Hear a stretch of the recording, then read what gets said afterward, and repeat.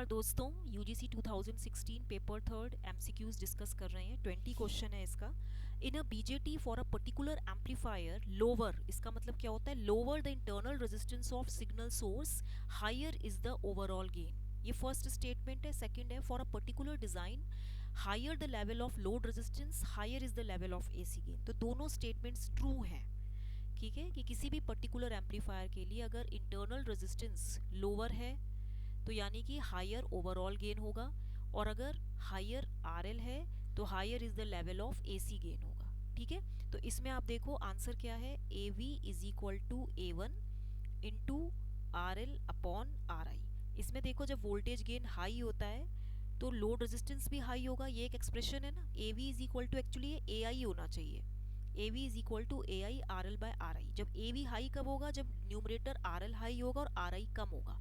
तो वही चीज इसने बोला है कि आर आई कम होगा तब भी ओवरऑल गेन हाई होगा, और जब आर एल हाई होगा तो higher is the level of AC gain. बिल्कुल सही है।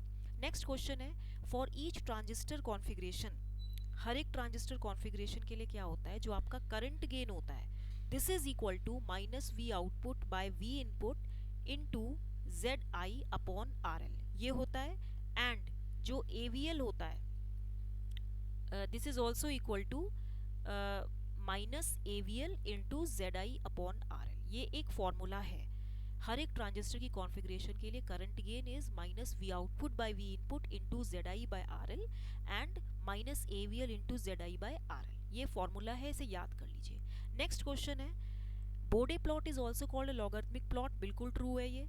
B Bode plot, BP, BP मतलब Bode plot. Bode plot is use to find the stability of a control system using frequency response, यानी कि इसको हम क्या बोलते हैं? फ्रीक्वेंसी रिस्पॉन्स बोलते हैं। पता है ना आपको, सिग्नल सिस्टम से पढ़ा होगा कि एच टी जो होता है ये इम्पल्स रिस्पॉन्स होता है, याद रखिए। और जो एच एफ होता है या जो एच ओमेगा होता है इसको हम फ्रीक्वेंसी रिस्पॉन्स बोलते हैं। तो Bode plot is not a magnitude plot and not using time response, ये टाइम रिस्पॉन्स यूज नहीं करता। नेक्स्ट क्वेश्चन है, ये एक नोच फिल्टर का ये ऐसा ग्राफ होता है ना। तो a notch filter has only one carrier frequency, true है ये। A band pass filter has two carrier frequency, yes this is also true. Band pass filter का ग्राफ कैसे बनता है? ऐसे होता है ना, यहाँ पे it only passes a band of the frequencies, तो ये होगा। सी है, a high pass filter has only one carrier frequency, true है। तो इसमें आप देखिए कि ये इस तरीके से ग्राफ जाता है ऐसे। ठीक है, तो यहाँ पे हाई पास फिल्टर में ये इसका ग्राफ है, वोल्टेज वर्सेस फ्रीक्वेंसी का। तो तीनों स्टेटमेंट्स ट्रू हैं। नेक्स्ट क्वेश्चन है, total change in collector current due to net change in temperature can be expressed as, इसका डायरेक्ट फॉर्मूला है, नोट कर लीजिए। Del I C by del I C O dot delta I C O plus del I C by del beta dot del beta and plus del I C by del V B E, okay, dot del V B ई। ये formula है इसका।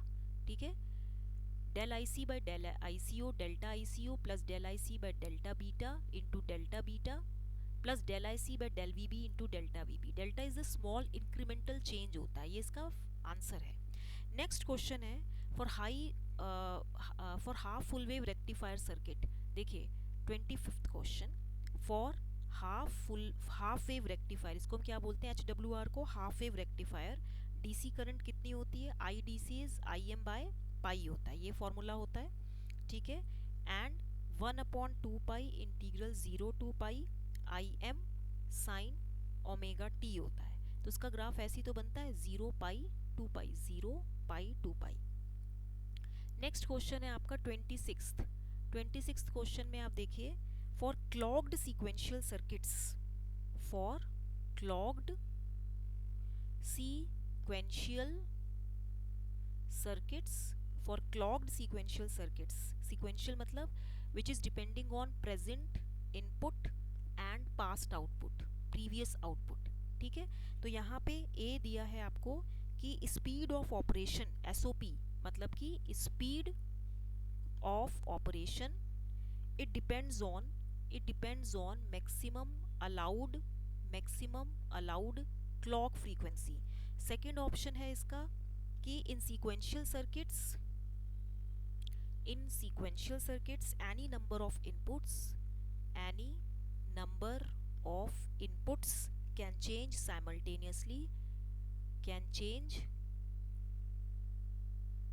simultaneously, can change simultaneously during the absence of clock, during the absence of clock. तो ये जो है, ये दोनों answers बिल्कुल राइट आंसर्स हैं, क्योंकि सीक्वेंशियल सर्किट्स वो होते हैं जिनका जो आउटपुट होता है depends on present input and past output. तो क्या इसका speed of operation it depends upon the maximum allowed clock frequency? Yes, it is absolutely true. In the sequential circuit, any number of inputs, any number of maximum inputs or minimum inputs can change simultaneously whenever there is no clock pulse applied. तो ये भी true है. तो ये दोनों आपका true है, ठीक है. फिर इसमें एक और ऑप्शन दिया है कि मेमोरी एलिमेंट्स आर लैचेस और गेट सर्किट्स. मैं आपस में लिख देती हूँ. सी ऑप्शन दिया है इसमें कि मेमोरी एलिमेंट्स आर लैचेस और gate circuits. Memory elements are latches और gate circuits with feedback. FB मतलब feedback producing latch operation. D option है input can change any time in sequential circuit. तो ये दोनों स्टेटमेंट्स जो हैं बिल्कुल फॉल्स हैं. ये बिल्कुल एप्लीकेबल नहीं होंगे कि मेमोरी एलिमेंट्स आर लैचेस और gate circuits with feedback producing latch operation. No. And input can change any time. अभी हमने बोला ना कि एनी नंबर ऑफ इनपुट साथ में ही चेंज होते हैं, तो एनी टाइम कैसे चेंज होंगे इन सीक्वेंशियल सर्किट? तो ये फॉल्स है, ठीक है.